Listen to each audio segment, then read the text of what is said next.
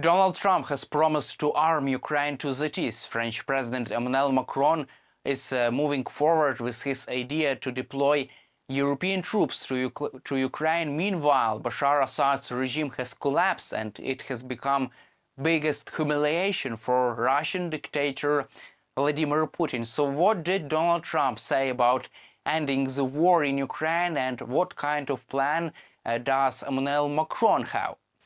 So according to the Wall Street Journal, Donald Trump has supported sending European troops to Ukraine. So there was a big discussions between US President-elect Donald Trump, French President Emmanuel Macron, and Ukrainian President Volodymyr Zelensky in Paris. And leaders discussed the possibility of ending the war in Ukraine as soon as possible. And Emmanuel Macron proposed to send troops to Ukraine to enforce a ceasefire deal as soon as possible.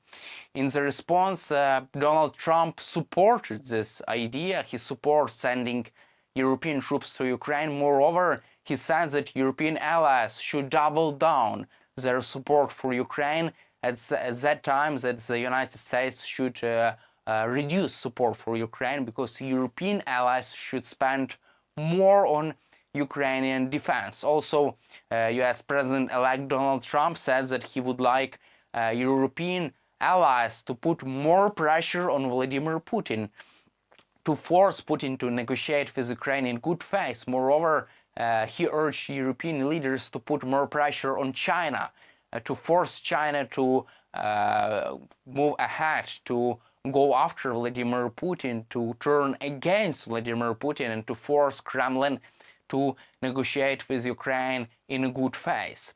Meanwhile, Reuters reported about another plan to send troops to Ukraine.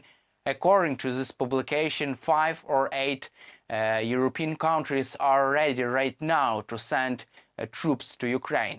So according to Reuters, European allies are ready to do that, are ready to send troops to enforce a proper ceasefire deal. And this topic has been discussed among European allies, European leaders, and French President Emmanuel Macron discussed this topic with the Polish Prime Minister Donald Tusk. So there is a plan to freeze the war in Ukraine, to organize a ceasefire, but Ukraine, on the other hand, needs strong security guarantees, and this kind of role would European troops play.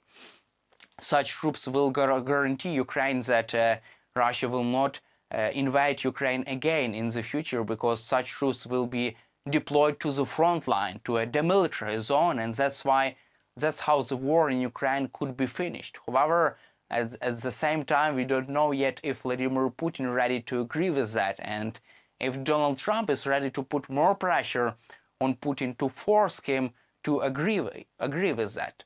Also, yes, President-elect Donald Trump says that he would not abandon Ukraine. The statement was made in his latest interview with Time. Also, according to the Donald Trump, he will not abandon Ukraine. He will use support for Ukraine as an instrument of leverage on Vladimir Putin. He will use this as a tool of pressure, to put more pressure on Vladimir Putin, so he can say Vladimir Putin, stop the war, negotiate with Ukraine, or you will face catastrophic consequences, because Ukraine in such case will receive all what is needed for Ukraine's victory in military means. That's why President Trump can put more pressure on Vladimir Putin and force him to a negotiation table. On the other hand, US President-elect Donald Trump does not support allowing Ukraine to strike deep inside Russia with US-made weapons, but it is really uncertain today how can Donald Trump force Vladimir Putin, get him to a negotiation table without such strikes inside Russia, because these specific strikes inside Russia put more pressure on Vladimir Putin. Such strikes humiliate and undermine his reputation as a Russian leader inside Russia. That's why Donald Trump can instead use the strikes to put more pressure on Vladimir Putin and to force him, to get him to a negotiation table. That's why President Trump should consider allowing Ukraine to strike deep inside Russia, and this will strengthen Ukraine's negotiating position. And that's why also, on the other hand, President Zelensky proposed to allow Ukraine to strike deep inside Russia to put more pressure on Kremlin. Meanwhile, CNN reported that President Biden was working to arm Ukraine to its teeth before Donald Trump enters the White House. So according to CNN, President Biden's team is working around the clock to provide Ukraine with all what is needed, with additional weapons, missiles for air defense systems, and artillery shells to help Ukraine to defend itself next year, to continue to fight Russia next year when Donald Trump will enter the White House and stop aiding Ukraine. And Jake Sullivan is coordinating this plan, and the US will do everything what they can to allow Ukraine to defend itself against Russian aggression, even the next year, even the next stage of this war. Meanwhile, Michael McFaul, former US ambassador to Russia, says that only membership in NATO will allow Ukraine to have just and long-standing peace.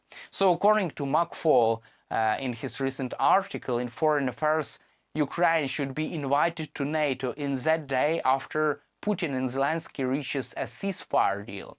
And this would be the best security guarantee for Ukraine, and he is right, because President Zelensky has proposed a victory plan to end the war in Ukraine. So President Zelensky supports ending the war ceasefire in exchange of Ukraine's membership in NATO. NATO's fifth article could be activated only for Ukraine's controlled territory, and that's why the world war would be avoided. However, it is uncertainly, it is unknown whether Vladimir Putin would support that. That's why European allies have organized another good idea, alternative to NATO's membership, to deploy European troops to Ukraine, which would guarantee peace and stability. So despite the fact of what kind of plan Donald Trump will try to move forward with, it is really lots of depends on the security guarantees. What kind of security guarantees Ukraine will be provided? This is a key question, and key answer should be given by Donald Trump's administration, and let's hope that he will move forward with a peace through strength, but not through weakness, because Ukraine should be armed to its teeth to negotiate with Russia from a position of strength.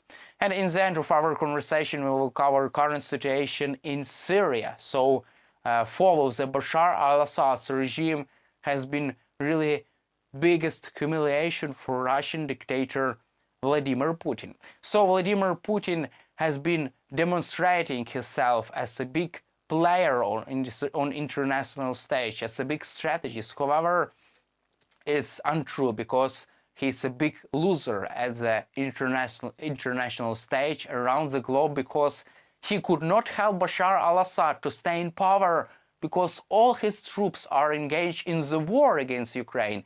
That's why he couldn't help Assad. He didn't have enough resources to do so, and the one option which was in Putin's hands to withdraw his troops, and now Russia is withdrawing its troops from Syria, from 2 air bases, from 1 air base and another base in Syria. So Bloomberg also reported that Russian government is conducting negotiations with Syrian rebels about the possibility of staying and of not leaving Syria, but for possibility to preserving 2 military bases. However, it is unknown whether they will have those bases in Syria, because it is still unknown what kind of government Syria will have in the future, and what kind of a role Syrian rebels will play in such government. So we will continue to analyze this, and as times move forward, we will know a little bit more about who will really govern Syrian Republic Syria, and who will really hold this grip on power inside Syria? Will rebels be just a military force of the Syrian Republic, or they will govern Syria as a democratic elected government, or just as a self-elected government? It is still unknown, but stay with us on YouTube and we will analyze all recent developments around the globe. That's all for today. Stay with us on YouTube, subscribe to our YouTube channel, and glory to Ukraine!